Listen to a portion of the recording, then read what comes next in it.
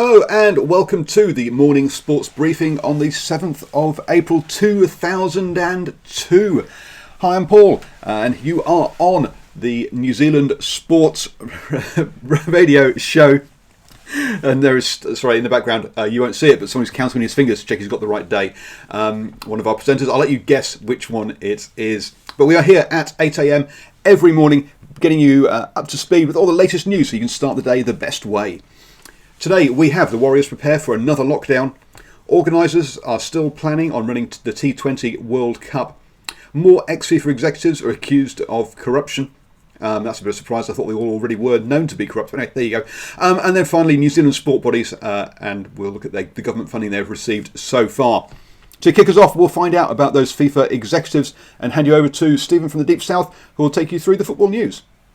Yes, good morning, Paul, and good morning, everyone. Hope your morning is going well so far. Now, around the football world today, yes, we've got to talk about the FIFA executives, but there is more guidelines have been put in place for contracts and transfers in Europe. Liverpool have done a U-turn on staff leave, and of course, first up, we've got these football executives coming your way. Yes, it wouldn't be football, would it, without having finally a topic to talk about with some bribing going on in FIFA. The FBI, Paul, they've been going on for a long time. They've had a long-running investigation into these allegations of football corruption, and just yesterday they have unearthed a new indictment. The allegations are against a few people: Nicolas Leos, a former president of the South American Confederation and former Brazilian Federation president, for taking money in exchange for votes in favour of the Qatar hosting the 2022 World Cup. They're going to have a bit of trouble pushing the case against Leos. However, he died last year in Paraguay after already being banned from the game for life and taking bribes between 2006 and 2012. Also, a couple of others, former FIFA Vice President Jack Warner and former FIFA Council member Rafael Seguero have both allegedly taken money to vote for Russia in the 2018 World Cup as well. So we'll hear more on those, I guess, as they come to light. Liverpool have reversed the decision to place some non-playing staff on temporary leave and apologised to their fans after coming to the decision to do so last weekend, and they received fierce criticism and a massive backlash from fans and former players like the outspoken Jamie Carragher and Stan Collymore. This has forced the club's bigwigs to rethink the matter. Chief Executive Peter Moore has said they believe they had the wrong conclusion last week, and they are truly sorry for doing that. They have opted to find alternative means to pay their staff instead. Liverpool made a profit of £43 million last year, and they're the 7th richest football club in the world. So they've got plenty of money to go around. More on that. They will be still waiting, though, to be crowned EPL champions, if possible, with their 25-point lead this season. Update on the rest of the team's pay cut progress. As of today, it is still going to be a club-by-club decision. So there's no collective attempt anymore to get everyone on the same page. They'll be doing it each and every individual team as it goes. That collective agreement broke down over the weekend. Liverpool captain Jordan Henderson has set up a charity fund, which has been contributed by a number of players and guides out of the PFA as well, chipping into that. In Italy, in Serie A, the clubs have already agreed to impose a 33% wage cut on all their playing and coaching staff in the league. And finally, talks initiated by FIFA with the European Confederation, federations, clubs, players and leagues have reached a new agreement over contracts and transfer window dates due to the postponement of the league. With the initial dream of completing the season by the end of June, now just a distant memory, the focus has been turned to August instead, where that may happen. So players who have their contracts expire on dates before the expected end of the season will now be extended to when it does actually end, whenever that may be. New deals will be pushed back to when the 2021 season eventually kicks off, whenever that may be as well. The transfer window has already been pushed back to September and will be a new one approved by FIFA to fall between when the current season ends and when the new season starts, with an attempt to sync them between all the leagues in Europe. So they've actually never decided anything here on dates, but they've decided that when they actually do get some, they'll have a plan in place. So when the dastardly virus goes away, we'll have a bit of an execution plan to get things in action by FIFA. So a little bit of something is actually happening there with dates and times and contracts. It is not all doom and gloom, however. A little bit of positive news to wrap up the football news today. as of this week. All of the Bundesliga clubs are now back in training in small groups. So the first positive sign in the right direction there in the German league. That is football from me. Enjoy your day, everyone, and I'll see you back here again tomorrow for more. Thank you very much, Stephen, from the Deep South. We'll hand now over to Ashwin up in Auckland for our cricket update. Good morning, Paul, and good morning, everybody out there. Well, in World 2020 World Cup news, Australian hosts are still wanting to run that tournament and keeping that dream alive. This is where we cue Paul in the sound studio going, can you run crowded houses? Don't dream it's over. Oh, so no, I mean, I've got some sound effects, but not that one. So basically what their plan is that they will do mass testing of a larger extended squads, as well as putting them into mass quarantining before the tournament would start, and then possibly even look at some of these other sports where they're holding it in one area. Obviously this will be determinant on whether travel rules are changed or not, because at the moment you can't see that being an essential service for people to fly around on. Also from out of Australia, Michael Clark believes that the IPL effect is having an issue with Virat Kohli being sledged on the field. He feels that in the 2018-2019 home series that the Australians went easy on Virat Kohli because they're worried about missing out on IPL contracts or getting lesser amounts for those contracts and lesser game time, which would equate to lesser money. Looks like the chickens are coming home to roost for the on-field bully boys of world cricket, because we know the off-field bully boys are the BCCI. In a little bit of a different cricket sort of sense, USA cricket, which isn't the big boys of cricket by any means. Many would be surprised to know that USA actually have contracted players. Last year they had their first contracted players and paid them between 70 and 90,000 US dollars. Now with COVID-19, that's being reduced significantly. Majority of the players are only about paid between $200 and $400 for the weekend appearance. So it looks like they might be going down from about $70,000 to $200. A little bit of a pay drop there. And a little bit on the lighter side, a bunch of Aussie mates having a game of backyard cricket have been fined $8,000 for breaking social distancing rules. So, and there you go, Paul. That's the world cricket news and a bit from the backyard in Australia. Thank you very much, Ashwin. I'll now hand you over to Stephen from the far north, who will take us through the birthdays today. Oh, good morning, everybody. Coming up, two former All Blacks that left their own mark on the national game. Hicka Reid is a former New Zealand Rugby Union player, a dynamic hooker with ball in hand. Reid represented the Bay of Plenty and Wellington at provincial level and was a member of the New Zealand national side, the All Blacks, between 1980 and 1986. He played 40 matches for the All Blacks, including 9 internationals. He is best remembered for a spectacular try in the second test against Australia in Brisbane, 1980, in which he started and ended a counter-attack near the All Blacks goal line. Hikararewa Rockcliffe Reid, born this day, 8th of April 1958. He is 62 years old today. And lastly, to a man who coined the phrase, "It's better to give than receive." No, we're not talking about the Pope, but you could argue this is a man of God. Sir Michael Nico Jones, who is a former New Zealand Rugby Union player and coach. The perfect rugby player once described by former All Black coach John Hart. Jones' career spanned across 14 seasons between 1985 and 1999, representing Auckland, the Blues, and the New Zealand All Blacks, donning the black jersey on 55 occasions. Such was his versatility. Jones could play equally well at international level in all 3 loose forward positions. His international career was also affected by his strong Christian beliefs, as he refused to play on Sundays, although still good enough to be selected in the 87 and 1991 All Black World Cup squads. There are literally so many accolades Jones has received both on and off the field, we'd need an extension for this morning's show. Nico Jones, born this day on the 8th of April 1965. He is 55 today. Happy birthday to both of those gentlemen. Yes, absolutely. Happy birthdays, both of those gentlemen. Have a lovely day and a lovely cake inside isolation. Moving on to rugby news. In the British and Irish Lions news, Warren Gatland has suggested that there could be a pre-tour game between the British and Irish Lions and the All Blacks as a decider Obviously, the last series was drawn with 1 win each and a draw when the British Irish Lions toured New Zealand.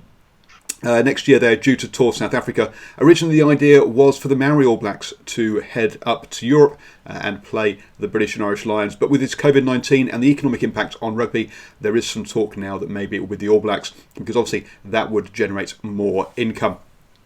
Yesterday we talked about Bernard Laporte was running for that Vice President of World Rugby, and that he had this World Club Rugby Championship. Some details on that now is that he was thinking of having 20 teams playing in a World Cup format with 4 pools of 5, moving into a quarter-final, semi-finals and final. His proposal would see 6 teams from Super Rugby and then 4 each from the English Premiership, the French Top 14 and the Pro 14, plus the league champions from Japan and the USA would all be involved. To fit this into the global calendar, though, he would be looking at scrapping the European Champions Cup and Challenge Cup. Obviously, that would meet some resistance in Europe, but currently he doesn't make it very clear. This is just a proposal at this moment, and I think it is a way for him to clearly look at getting himself extra publicity, I think, in the run-up to the elections. Head you back? No, I'll be handing you back to Stephen from the Far North, who will take us through our league news. Thank you very much, Paul. Yes, we've got some interesting stuff happening in in rugby leagues. It seems as though every man and his dog is coming up with an idea on how this year's state of origin should be shaped. The latest being Kiwi coaching great Sir Graham Lowe. Rugby League State of Origin series should be expanded to include both a New Zealand and a combined Pacific Islands team, according to Lowe. Lowe, who coached Queensland to an Origin win in 1991, says the NRL should reject proposals for looser eligibility rules and instead add 2 further teams to this iconic interstate series. As we mentioned yesterday, Brad Fittler also called for the idea of allowing players like Tongan star Jason Tamalolo into this competition, but Lowe believes the competition has recently suffered from its flexible approach to eligibility, and incorporating both the New Zealand and Pacific Islands would be the ideal way to regenerate fan interest. Rugby league in the Pacific has gone a huge surge in popularity since the 2017 World Cup, sparked by Tonga, whose newly star-studded side consistently competed with the Tier 1 nations while drawing some fantastic crowds. Well, all we need now is Russell Crowe to come up with an idea. So watch this space. And finally, in league news, the Warriors are ready for another lockdown. Warriors players have had preliminary discussions around moving from one lockdown scenario to another to get back across the Tasman and continue playing in a rescheduled 2020 NRL season. A return to Australian and the NRL will hinge on the game's ongoing negotiations with the New Zealand government around travel exemptions for the Warriors players and their staff. Stephen Kearney and his players are due to complete their mandatory 14-day overseas isolation actually today. Having been stuck in a nationwide lockdown has meant they could only leave their facility for exercise, supermarket trips and medical services. Are you hearing that, Crusaders? It's a scenario that looms across the NRL, with isolation bubbles being explored to minimise the risk of COVID-19 being contracted by an official or player. And one CEO, Cameron George, says his players are willing to commit to. Well, we'll watch this story over the coming interest. I think Paul's got a little bit more on the Warriors in general sport. Thank you very much, Stephen. Yes, and NRL is not the only side that's talking about looking at getting an island to play on. The UFC have apparently got themselves a private island all lined up, as well as private jets to be able to fly their fighters in from around the world. So he's this was from Dana White, the UFC boss, and they say they're going to be testing all of the officials, production crews and fighters, but obviously there would be no crowds for these fights. The UFC is still aiming to stage UFC 249 at an undisclosed location on April the 18th, where Tony Ferguson will take on Justin Gauthier who will for the interim lightweight title, as Khabib Nurmagomedov is stuck in Russia. Sorry about the pronunciations of those people. Moving on to coming back to New Zealand and looking at the New Zealand wage subsidy. that has been applied for companies and then got extended to include organisations. The Warriors have the largest payout of any sports organisation so far. They've received just under $500,000 New Zealand dollars for 90 staff. 485,524.80 is how much they have received. 2 New Zealand Super Rugby franchises have also applied for wage subsidies. The Chiefs receiving $150,000 for 29 staff, and the Highlanders $126,532.80 for 18 staff. We've yet to see any applications from New Zealand Rugby or the other Super Rugby franchises. Otago Central Cricket Association also has applied and received $102,614 for their 15 staff. Netball Waikato Bay of Plenty has received $200,000 for 29 staff. Netball South, Netball Northland each have received $160,000, while Netball Mainland, which is in a voluntary voluntary liquidation, is on $132,000 for their 20 staff. Other sporting bodies claiming wage subsidy include New Zealand Golf for $150,000, Kart Sport New Zealand at $29,000, Central and Mainland Soccer at $130,000 and $189,000 respectively, and Paralympics New Zealand at $70,000 New Zealand dollars. Moving on to cycling. Remember yesterday we talked about Zwift being used for races. Well, Thomas de Gendt was racing in a race last week, and the system automatically pulled him from the race for being too good. He got the message, either you've missed your calling as a pro or there is something wrong with one of your devices. So clearly Zwift have got systems in place to try and catch people who are trying to cheat and make themselves better than they really are. Clearly Thomas de Gendt is a very good cyclist and can put up what numbers that the average cyclist cannot, and the system clearly was tripped by that, and he got accused of cheating even though he wasn't. In other esports news though, we have seen some accusations of cheating. The Australian team Esper have been accused of throwing a game in the Rocket League.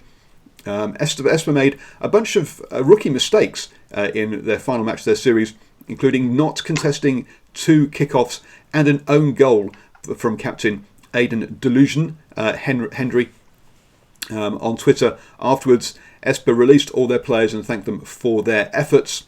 The league managers, Let's Play Live, are investigating the incident and say they will do not condone, or they take a strong line against match fixing.